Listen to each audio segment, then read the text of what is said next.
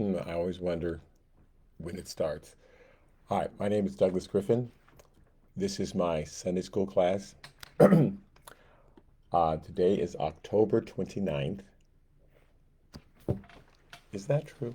I think it's October 29th, uh, 2023. I have to check because I'll just make up a date. Yes.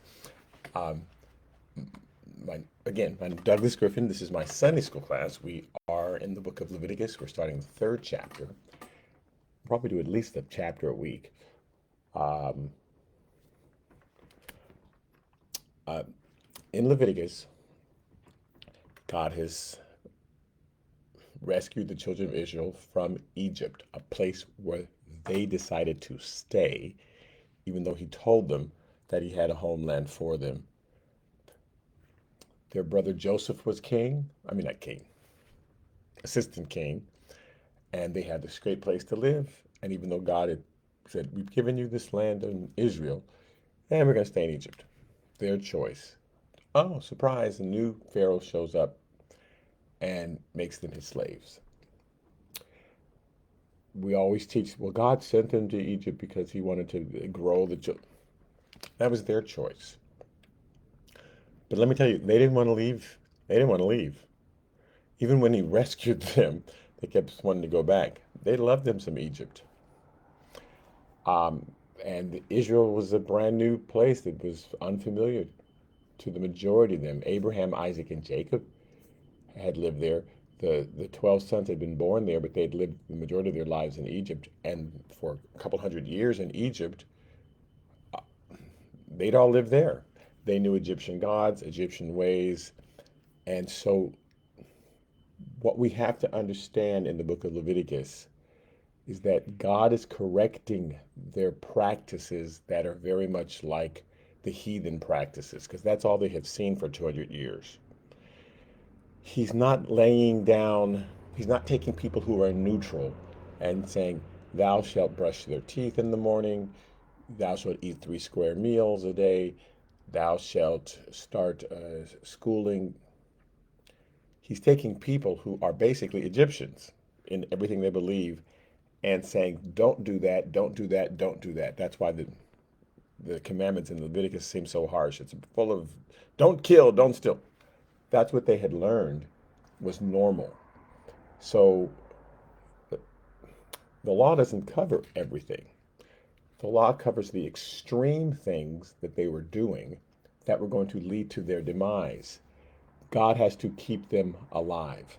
He says, "I'm giving this law to preserve you so that you can stay alive because I plan on using this generation, this people, for the next 1,200 years to show the world what it's like to have a people who follow God." Because the world thinks, "Well, I've got a God already." But look at how I preserved these people. Look how I've delivered them. Look how I parted the Red Sea and destroyed Jericho. Clearly, this people have the only true God. And through them, I'm going to bring Messiah who will then bring this message to the world.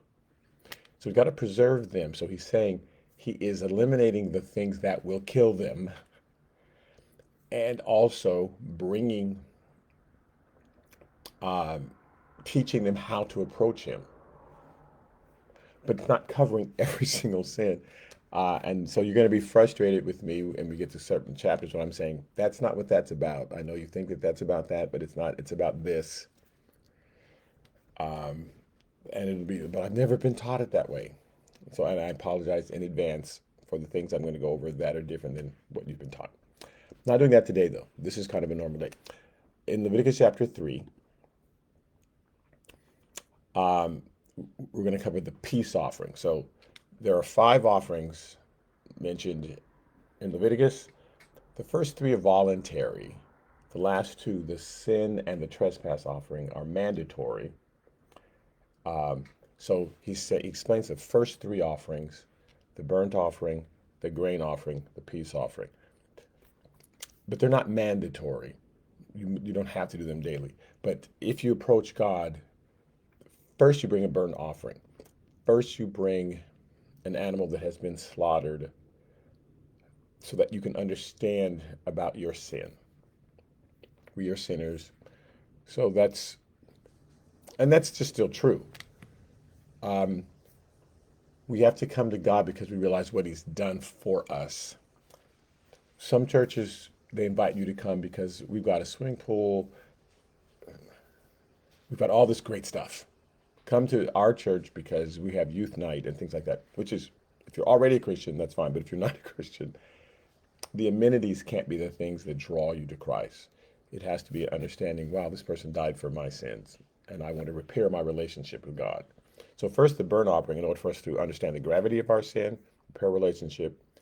Then the grain offering, where we look around and see how God has provided for us. And we bring of his, and again, now we're mixed with that because he used us to grow the grain, but he provided the seed. And so thank you, God, for giving me the energy to do the things you asked me to do. But I acknowledge that the provision comes from you. Give us this day our daily bread. The Lord's Prayer is kind of modeled on how we approach God. First, our Father who art in heaven, you're holy. So that's our first, I'm not holy, you're holy. So the burnt offering is an acknowledgement of that, right? Uh, Hallowed be thy name. Thy kingdom come, thy will be done on earth as in heaven. And give us this day our daily bread. So that's the second thing that you're acknowledging is the grain offering, what he has done for you.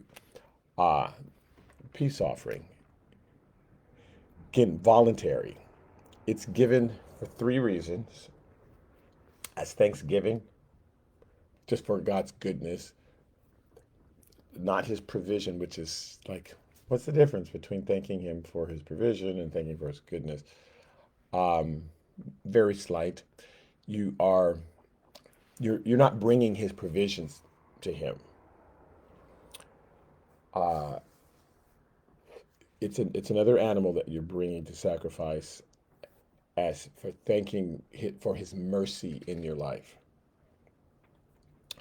or the payment of a vow. If you vowed to God, God, if you bless me in this way, I will give you this offering, and I'm acknowledging that you did it. I vow that I will do, and we said, God, if you just get me out of this, I'll go to church every Sunday, right? There's some vow. So, an acknowledgement of payment of the vow, or just because you love God. It, it's not, I love you because you did this, I love you because you did that, I love you. I'm just bringing praise to you because you're just good. But this, again, this is voluntary. So this is all under the peace offering. Now, there's a 3-day limit. Well, let's go through. Leviticus chapter 3, verse 1. When his offering is a sacrifice of a peace offering. Leviticus chapter 3, verse 1, right? So chapter 1 was burnt offering, chapter 2, grain offering, chapter 3, peace offering. Oh, and I'm mentioning, so again, Moses is writing Genesis, Exodus, Leviticus, Numbers, and Deuteronomy during this time in the wilderness. He's explained the order. Burnt offering must always come first, and then you can bring the grain offering. This is why when he wrote Genesis, and you see Abel bring the burnt offering, and then Cain does not bring a burnt offering, he skips it, as though that's not necessary. I'll just go straight to the grain offering. There was no explanation needed. Everybody was horrified. That's not how you approach God. God, you first acknowledge his holiness, your sinful, you don't, that's anybody you're talking to. Hi, how are you doing? Hey, Mr. So-and-so. You don't just start right in, hey, let me do that. You acknowledge people, right? So you're just like, I'm not acknowledging you, God. I'm just going to start right away with the grain offering. Look what I did with your provision. They were horrified. They already knew. Moses did not have to say. He just starts in with God saying, you didn't do right. And they all understood. So it's not God being picky. It is, they understood what you're supposed to bring and the order you're supposed to bring it. Um, Next, again, the peace offering. So when one is offering the sacrifice of a peace offering, so Leviticus chapter 7 explains the peace offering. God sets these things up, and then he goes into more detail later of each offering. I'm going to go to all the detail now, so we can just zip through those chapters later. It'll already make sense when we get there. In Leviticus 7, he's explaining the peace offering in detail. In verse 11, he says, "This is the law of the sacrifice of peace offerings which he shall offer to the Lord."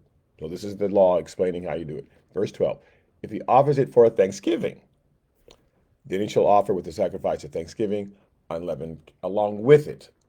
Along with the animal, you also bring unleavened cakes mixed with oil, unleavened wafers anointed with oil, cakes of blended flour mixed with oil." So also, if you're going to bring some meat, bring some bread to eat with the meat. Verse 16, "But if the sacrifice of his offering is a vow." So first said, if it's Thanksgiving, here's what you do. If it's a vow, here's what you do.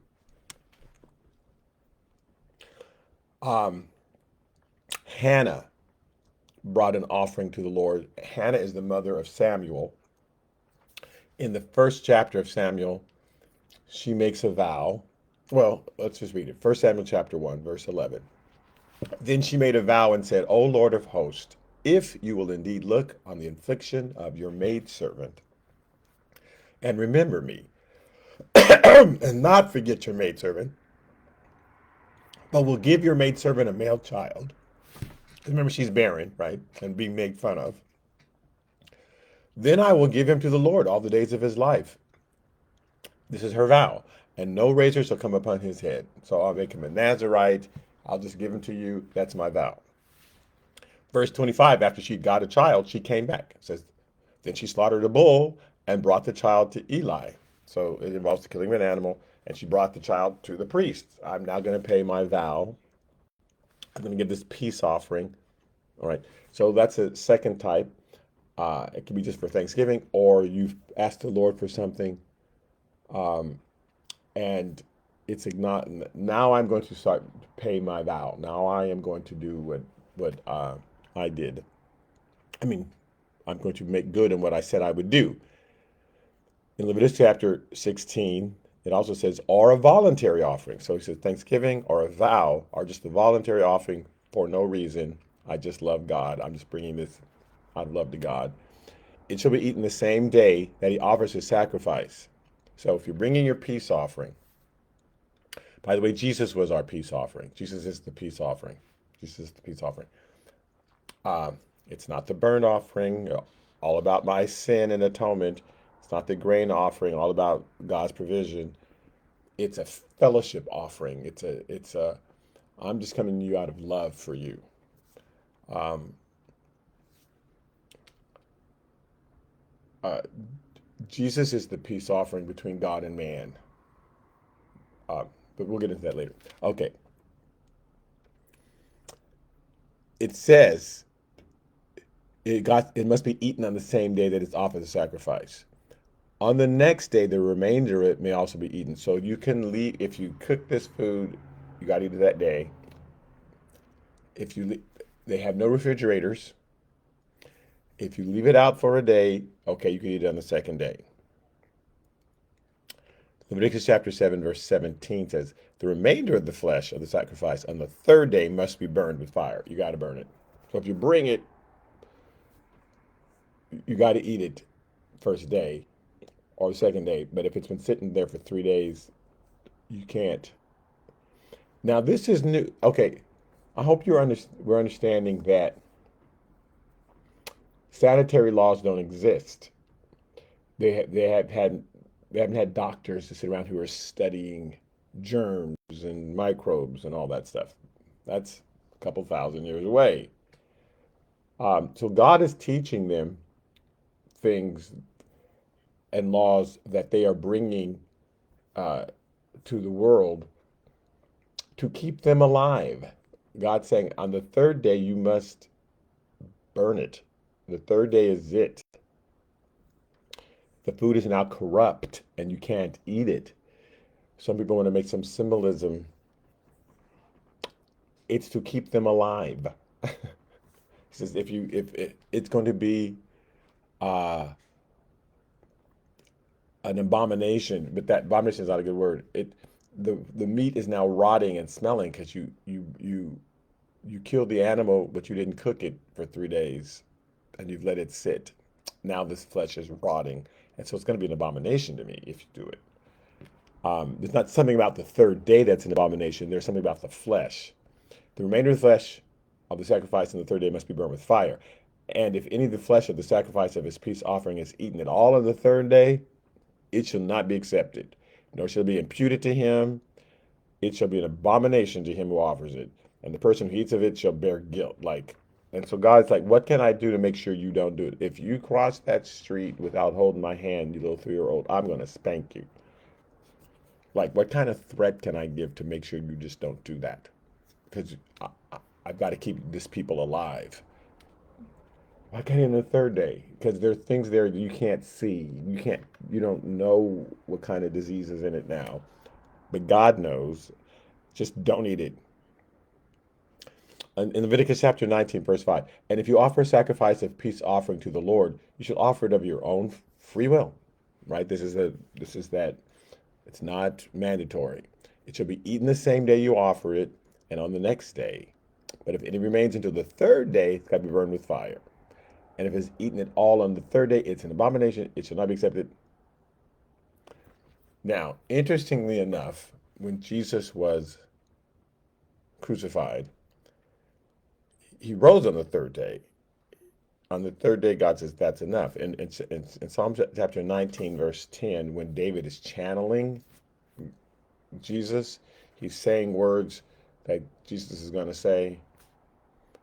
God's just putting that on him. Doesn't know what he's doing, but he's just deep in meditation, and the words that are coming out of his mouth are things that Jesus is going to say later. He says, "For you will not leave my soul in hell, nor will you allow your Holy One to see corruption." Literally, let my flesh rot. The third day, I'm going to go pick up that body that was slain. Right? On the third day, I'm going to get back in that body, and because you won't let the body corrupt. You won't let it go past the third day. On the third day, I'm going to get in that body and rise. Not on the fourth day. I'm rising on the third day because that the you won't let it see corruption. Okay, so Jesus is fulfilling the law in death, just constantly fulfilling the law. I'm only in Leviticus chapter 3, verse 1, but I'm going to go faster. If he offers it, so there's 3 ways with all the offerings you can begin from your herd of cattle, your flock of sheep, or it can be a pigeon or turtle dove. That's usually the third way. This particular time, it's the herd of cattle, the sheep, or a goat. But he always gives them 3 options. For the wealthy, a little less wealthy, and for the poor. Leviticus chapter 3, if he offers it of the herd, whether male or female, he shall offer it without blemish before the Lord. And he shall lay his hand on the head of the offering and kill it at the door of the tabernacle of meeting. You pray for it right there, and you are transferring, this is me. This is what my sin has caused. And so it's like you're transferring, right? In Leviticus chapter 1, verse 4, there's a slight difference in what happens with the burnt offerings. Then he shall put his hand on the head of the burnt offering, then it will be accepted on his behalf to make atonement. So the burnt offering is atonement for your sins. He's transferring it, and so this is now me on the altar. This is now me, and the sacrifice that you're accepting my sacrifice, but it's not to atone for my sins. That was the first offering. Leviticus chapter 3, second part of verse 2 says, and Aaron's sons, the priest, shall sprinkle the blood all around the altar. So just bring it, kill it, then they're going to take the blood, they're going to sprinkle it, they'll do the rest. Verse 3, then he shall offer from the sacrifice of the peace offering an offering made by fire to the Lord. So part of it is totally burnt up. The other part, priests get to eat it. But here's what they get to offer on the altar. The fat that covers the entrails and the fat that is on the entrails. So this is the most delicious part. Now, today we think we want to cut off the fat because the fat's not good for you. Interesting, that's what God was making them do. Cut away all the fat. Cut away all the fat. Burn it on the altar. It smells great, but don't eat all that fat, which they considered the best part. Oh, look how good it smells. And oh, the fat. You want to leave the fat on the meat because the fat is what tastes so good. It is. But I want you to cut all that away and sacrifice. That's the sacrifice. Give up all that fat and put it on the altar and let it burn up. The reason we know that they thought that the fat was the best part, Genesis chapter 45, verse 18, you've heard phrases like this. He says, bring your father and your household. This is Pharaoh talking to Joseph. Bring your father and your households, your brothers, and come to me. I will give you the best of the land of Egypt, and you will eat the fat of the land. The fat, right? You know, it just came to mean that's the best part. God says, give up the best part because I'm trying to keep you alive. You can't eat all that fat. Leviticus chapter 3, verse 4. The two kidneys and the fat that is on them by the flanks, and the fatty lobe attached to the liver above the kidneys, he shall remove. Good. That's what you're going to put on the altar. That's what you're going to burn. And Aaron's sons shall burn it on the altar, verse 5, upon the burnt sacrifice, which is on the wood that is on the fire. So you're going to put it on top of the burnt sacrifice. That first offering you brought, that burnt sacrifice, don't come without the burnt sacrifice. And then if you want a grain offering, then you're going to put your peace offering on top of that. It doesn't take the place of it. Cain, bring that burnt offering first, and then whatever else you want to bring, that's fine. So Aaron's son shall burn it on the altar on top of the burnt sacrifice, which is on the wood that is on the fire, as an offering made by fire, a sweet aroma to the Lord. Everybody can smell it. Oh, that's fat, smells good. Leviticus chapter 3, verse 6. And if his offering as a sacrifice, a peace offering to the Lord, is of the flock, and he gives the same instructions, whether male or female, he shall offer it without blemish, blah, blah, blah, blah. Same instructions. Cut away the fat, and then you put it on the burnt offering that you brought earlier, because you didn't come in without the burnt offering, Cain. Leviticus chapter 3, verse 12. And this offering is a goat. So that's the third way. If it's from the cows, if from the sheep, if it's from the goat, then you shall offer it before the Lord. Verse 16. And the priest shall burn them on the altar as food. An offering made by fire for a sweet aroma.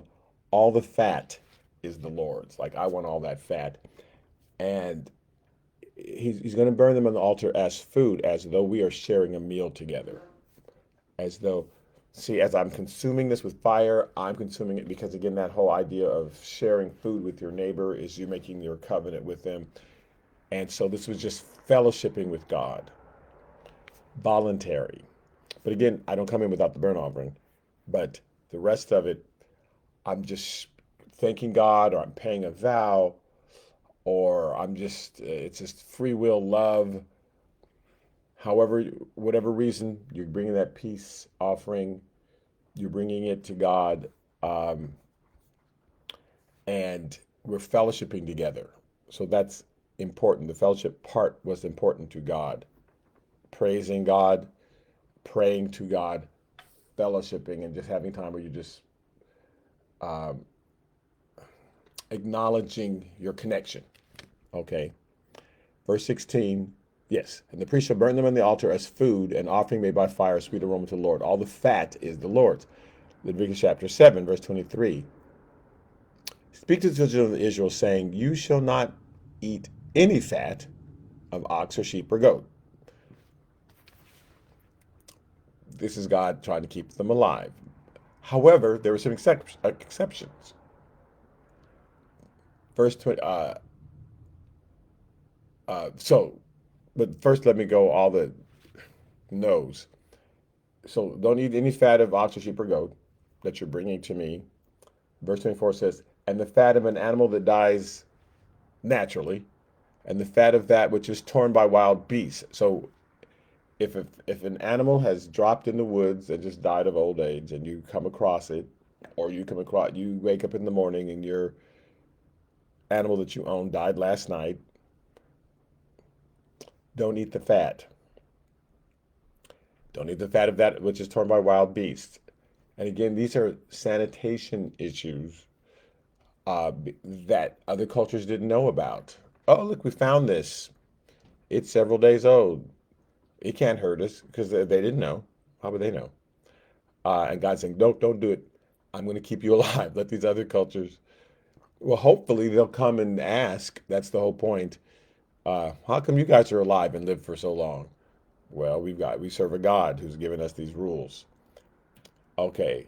So the fat of an animal that dies naturally, the fat of one that is torn by wild beasts, may be used in any other way, but you shall by no means eat it. So if you want to use it for something else, that's fine. But don't eat these animals that you find dead, because you don't know where they've been. You don't know what happened. You don't know how long they've been there. So God is trying to preserve his people. Leviticus chapter 3, verse 17, it says, this shall be a perpetual statute throughout your generations, in all your dwellings. So this, you're never excused from this. You're never, this will operate until the Messiah comes this way. These three offerings, how you approach me, that's why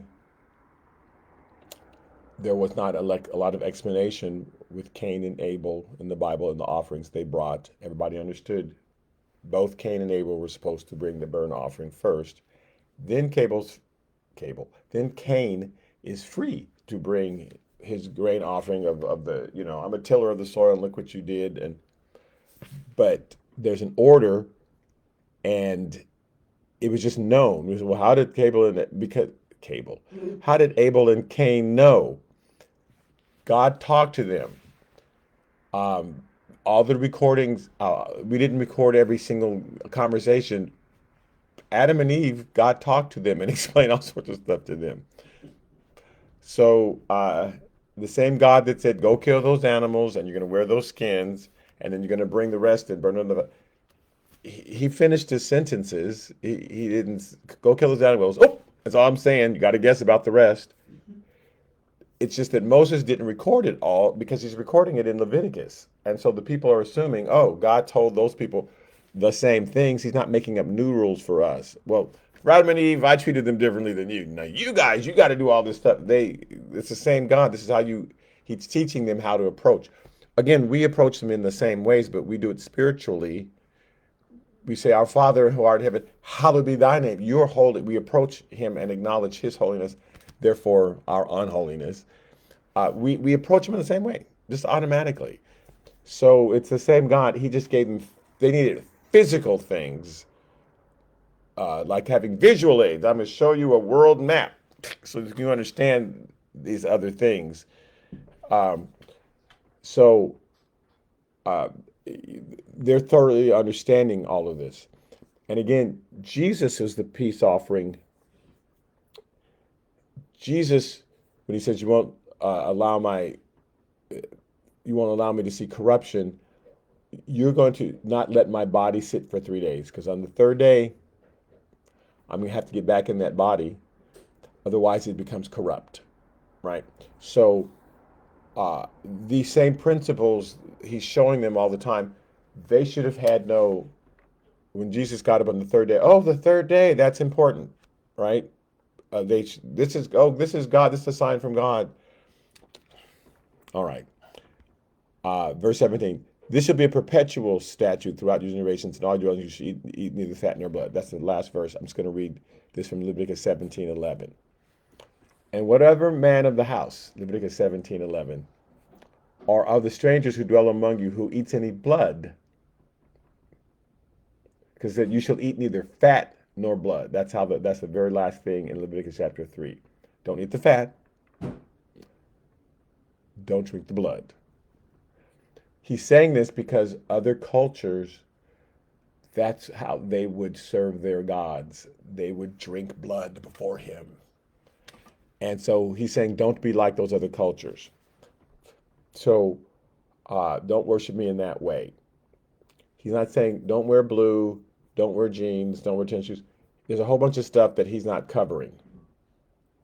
The things that other cultures are doing that are idolatrous, those are the things he's pointing out not to do. That's why he says, don't boil a baby goat in its mother's milk. And you're thinking, where is this coming from? Because other cultures were doing those things.